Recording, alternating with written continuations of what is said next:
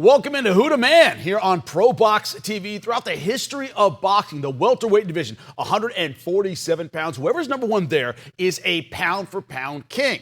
Right? Sugar Ray Robinson, Sugar Ray Leonard, right? Sweet Pea Whitaker, Oscar De La Hoya, whoever's at the top of 147 is one of the best in the world. Is that the case now? We take it on right now on Who the Man, the welterweight division. When you look at the champs, the name that stands out, that is above everyone else, when we talk about who the man is Jaron Boots Ennis. That's right, currently undefeated. You look at the IBF champion right there. Of course, Terence Crawford in the mix. He has moved up to 154 pounds. Mario Barrios, we'll discuss him a little bit later. But the name that jumps out, Jaron Ennis, undefeated. Great knockout ability. David Avanesian found that out last week. He has incredible skills. You saw the champs. Now you're going to hear from the champs. Paulie Malignaggi, Chris Algieri.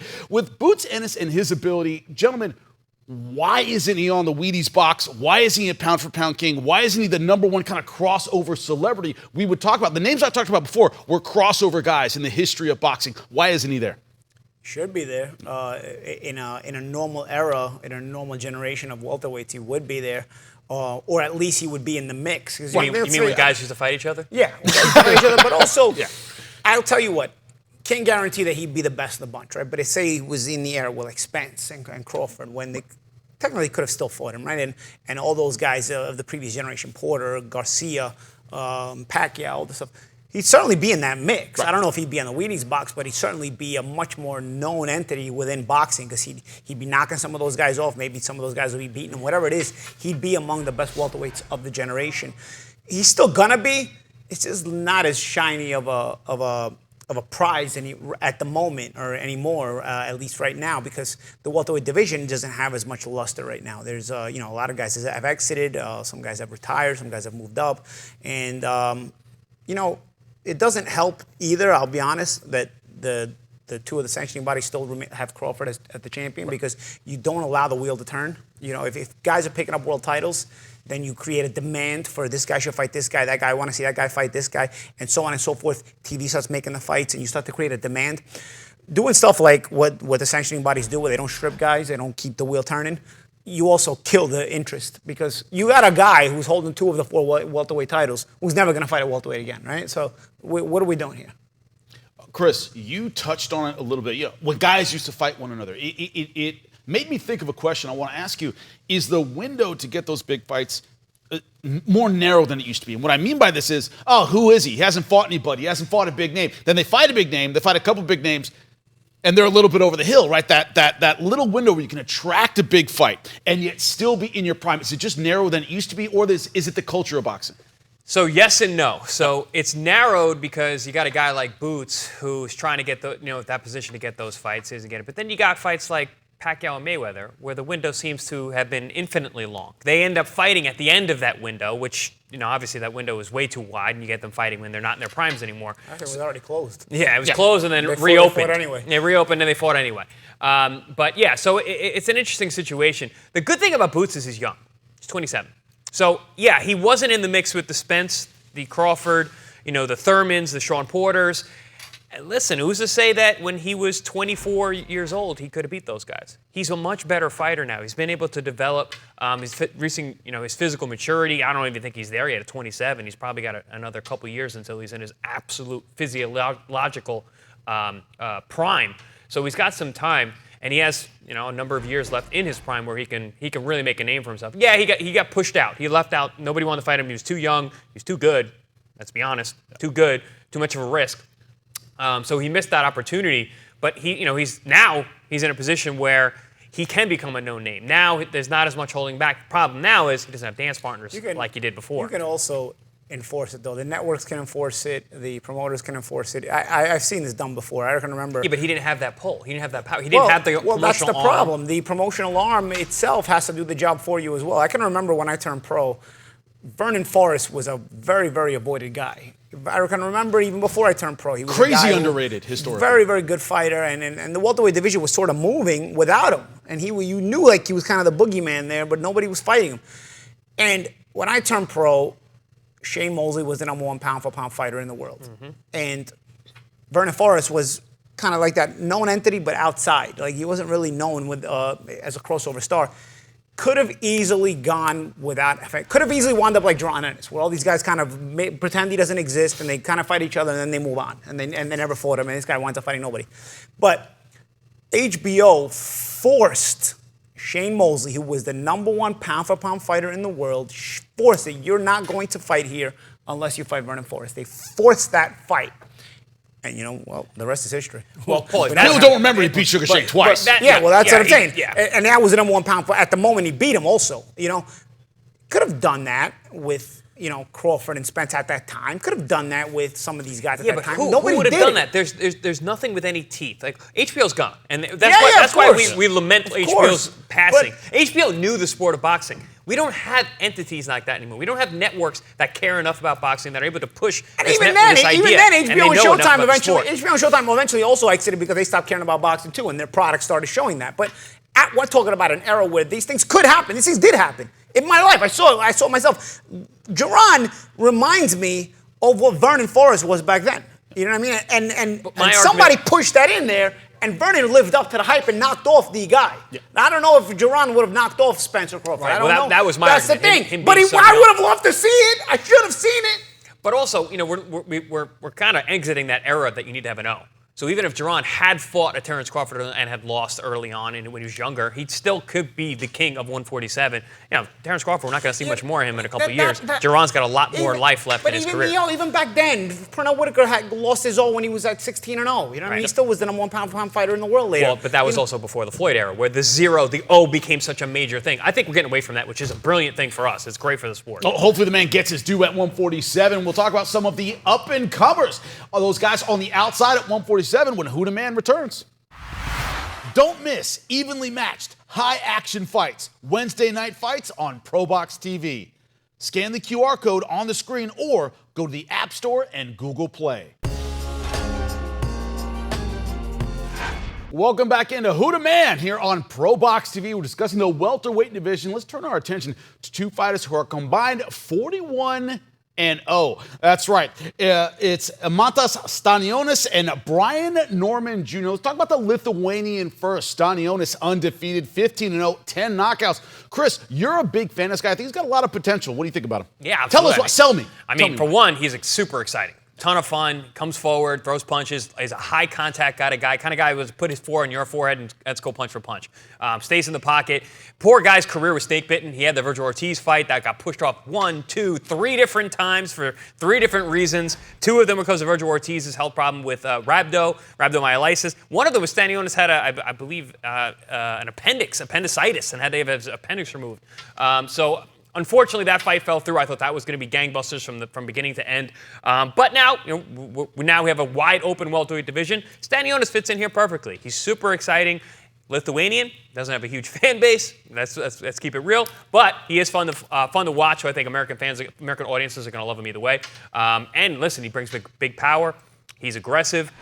He's a punch-for-punch kind of guy. And so I think in terms of entertainment value, Stanionis is your guy. What do you think of that crowd-pleasing style, Paulie? Do you think there's room for it in a technical division? Guys move very, very well. What's your thought? Yeah, he's aggressive. He's crowd-pleasing. And if we're going to talk about how Ennis was sort of snake-bitten by the welterweight division's lack of awareness of him being on the scene, I think Stanionis is right behind there as well. He's sort of along that line as well. He and Ennis were sort of these guys that were being looked at out of the corner of your eye, like, oh man, this welterweight division is good, but man, there's those guys right there.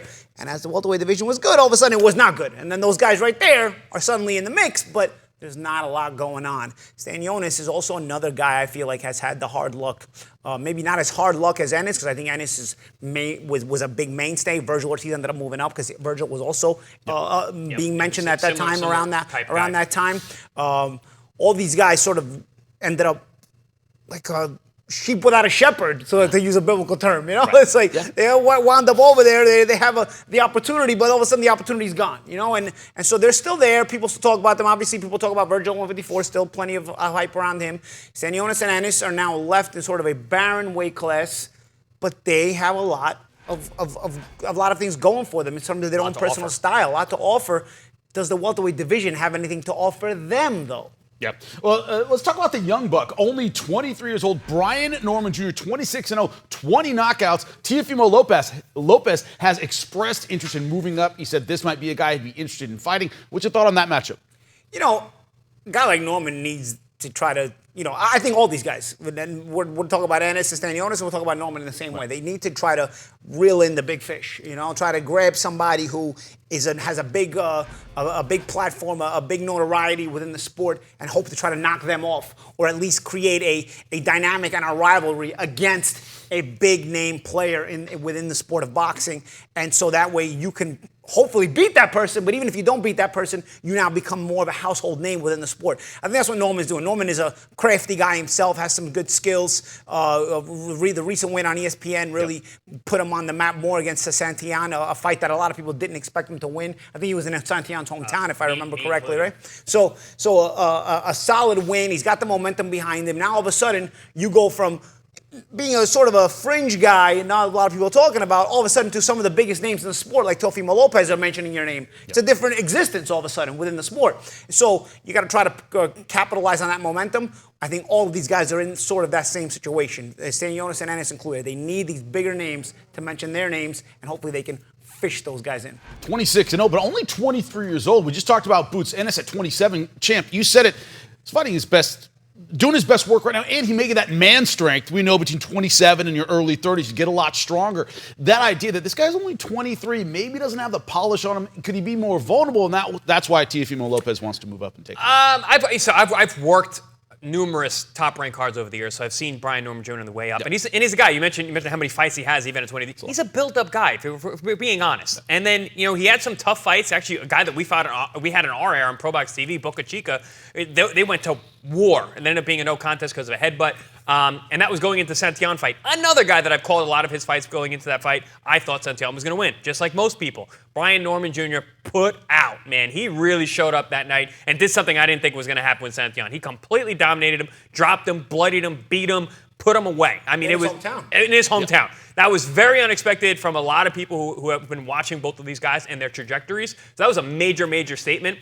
And in terms of Teofimo stepping in to fight a guy like Brian Norman, who seems to be coming into his own now, finally, it's low-hanging fruit. Not to speak badly about Brian Norman Jr., but he's 23 years old in a very, very talented weight class, at least at the top, right? You've got the Amanda Stanionis, like we said. We've got Jaron Ennis. We got a guy, Mario Barrios, who we're going to talk about in a little bit.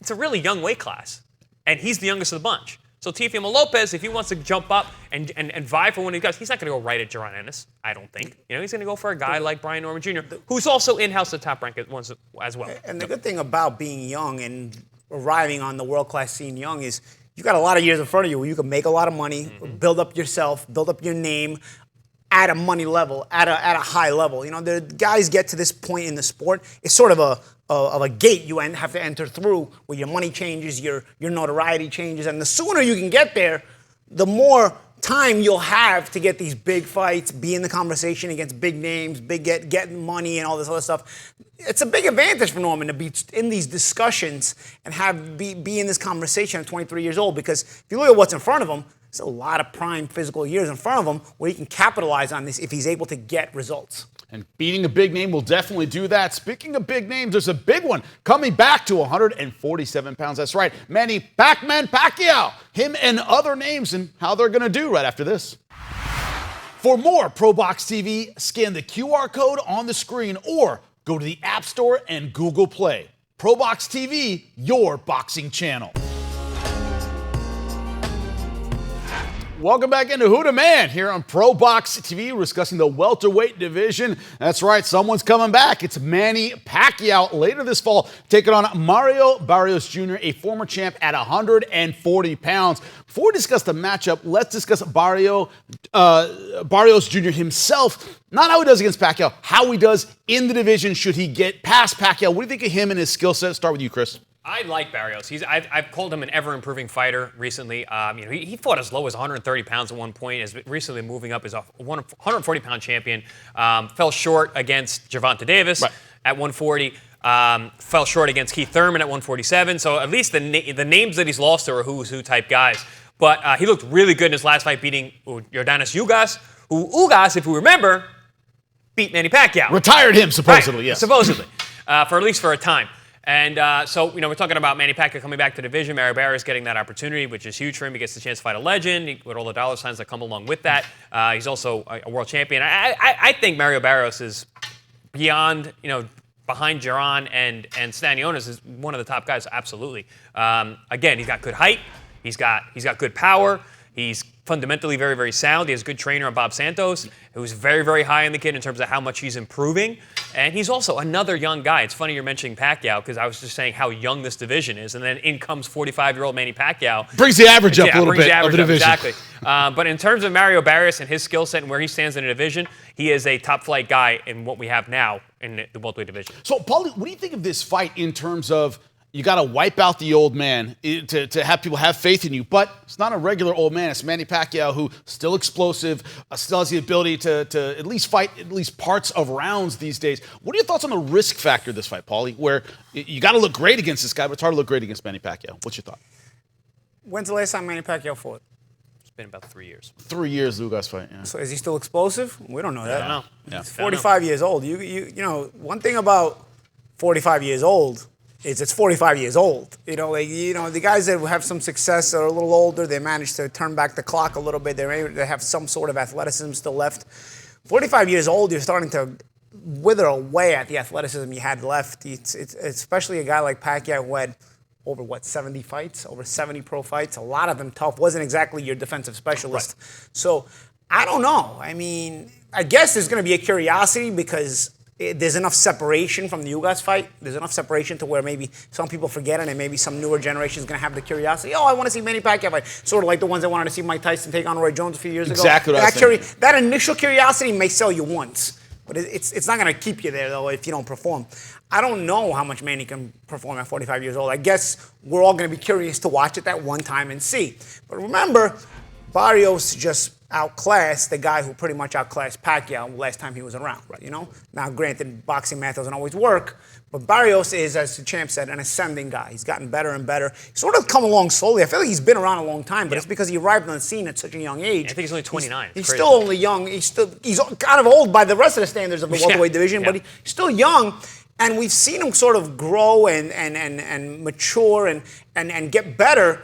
I can remember him at 130 pounds fighting the Italian Davis Boschero. Boschero was just the guy who showed up for a check. He had done decently in Europe. So I thought, let me see. But at 130 pounds, he was a giant. You know what I mean? He was a giant. 6 feet tall. So he's 6 foot tall. So he's building nicely. He's gotten some big fights with Thurman and Davis, even though he came up short. But I think they're all learning fights, and he got better and better. And certainly that win over Ugas, it was a big win. It really set a standard that he's continuing to sort of excel a little bit at a time. So I don't know what the Pacquiao win does for him or the Pacquiao fight does for him, aside from maybe just getting a scalp of an older Hall of Fame level fighter. But is it really, if he outclasses Pacquiao and Pacquiao looks washed, is there any difference from this to Trevor Berbick beating Muhammad Ali? You know what I mean? Well, there's gonna be this involved. Yeah, that's gonna help. But I don't know, man. It's like people might dislike you more than they like you because Pacquiao is such a fan favorite. Yeah. Look what it did to De La Hoya, taking on Chavez. It almost.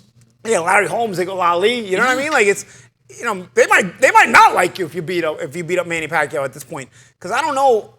We'll see. I don't know. 45 years old is a tougher age to still be performing at than say 40, where at some time we've seen guys are still 40. Oh man, they manage it. Those 41, 42, for to get to 45.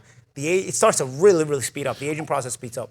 Also, another thing, Chris, I would love your comment on because you fought Manny Pacquiao. The idea that the guys who had success older, right? Bernard Hopkins, of course, George Foreman, they didn't rely on their speed. They didn't rely on their ability to get in and out. They were either technicians like B-Hop or just hard-hitting heavyweights that could keep that later. What do you think of that skill set at 45? Does he have the kind of skill set that generally ages into 45? The guys who box well as they age change their styles.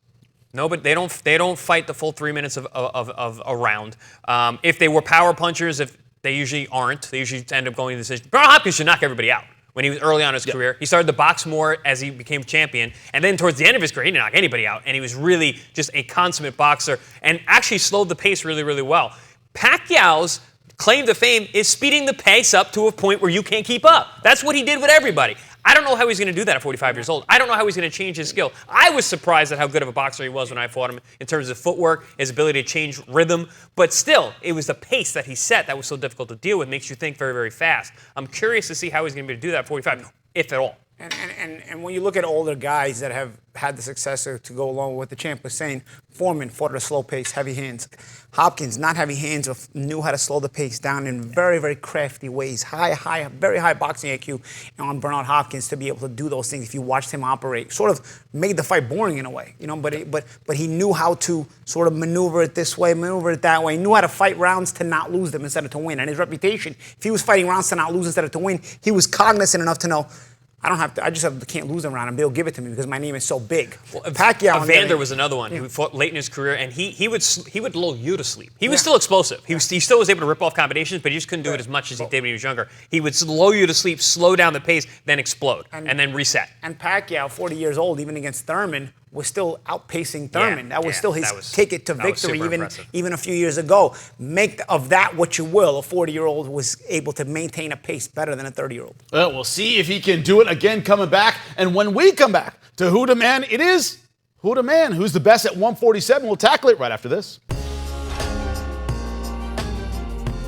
Well, let's take a look at the champions at 147 pounds on Who Da Man. Well, Terence Crawford moved up from 147 pounds. As Paulie mentioned, not stripped of either title. Got to get those divisions moving. Jaron Ennis, Mario Barrios, two of your choices when it comes to champ. So, champs, what do you think of the man at 147? Who is it right now? For me, it's Jaron Ennis. I think that one, most people would agree on, you know. I don't know if I might have Stanionis ahead of Barrios though, but I would certainly would be a fight I'd be curious about it and would love to see. But I think that's why having that belt list up there is a waste of time, because we've had a who's the man conversation at 147. The guy who's holding 2 of the 4 top belts is never going to fight at welterweight again. So that's kind of a waste of time there, and probably Crawford should be stripped because he's got literally bigger fish to fry in more ways than one.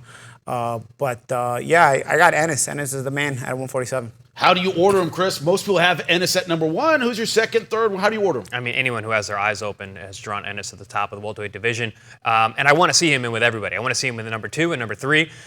I'm going to lean with Mario Barrios, number 2. I think I got him slightly above Stanionis because he can do a little bit more and he's been busier. Stanionis has not been in the ring. We mentioned him being snake bitten. He had some issues with Maestro the last time he fought. Got hit with some big shots, and Mario Barrios is getting better all the time. And he's got that height and that reach, and he doesn't have to stay in the pocket. Stanionis wants to be in the pocket. So if Mario Barrios can create a little bit of distance, I'm going to go with him in that fight. So I got Barrios number 2. I got Stanionis number 3. But I want to see boots with all of them. Are they going to fight though? Yeah. Well, therein lies the question. No? That was my question. Do you think he moves up before unifying the titles at 47? Unless Turkey comes up with the money to force the Crawford fight, I think he stays at 47. As long as he can make it, because he is gigantic at 147. Yeah. What was the question again, Jimmy? Does he stay in unifier? Does he chase the big fight at 54? I'll tell you, I don't think so. But you could imagine what it'd be like. You really could. It would be absolutely outstanding if we could see him do that 147. The only thing worried about tactically, and don't have a lot of time with Paulie, that ability on the outside. You said he tends to take risks getting in. He doesn't exactly move his feet. And as you said, there are guys in this division. Makes it fun though. Makes it fun though, because Stanionis also invites the action. Put them in against each other and let's have it. Listen, Stanionis is not tricky on the way in. He comes in the front door, kicks in the front door. Barrios can box a little bit. He fights from the outside. Yeah. I don't know if he's going to be able to. Barrios has some craftiness. He's crafty. He can box. He's a very, very good jab. He showed that in the Ugas fight, closing his eye. It was mostly jabs that did that. It was very, very hard jabs. I don't find Ennis to be that crafty either, coming in on the inside, getting on the inside either. So I have a feeling with Ennis. It's just because he hasn't had to. I don't think he's worried about anybody. But he's so Philadelphia, he may not want to. Yeah, well, it's an exciting division for sure. We cannot wait to see more of it this year. The welterweight division, Who Da Man. We hope you've enjoyed. We'll see you next time.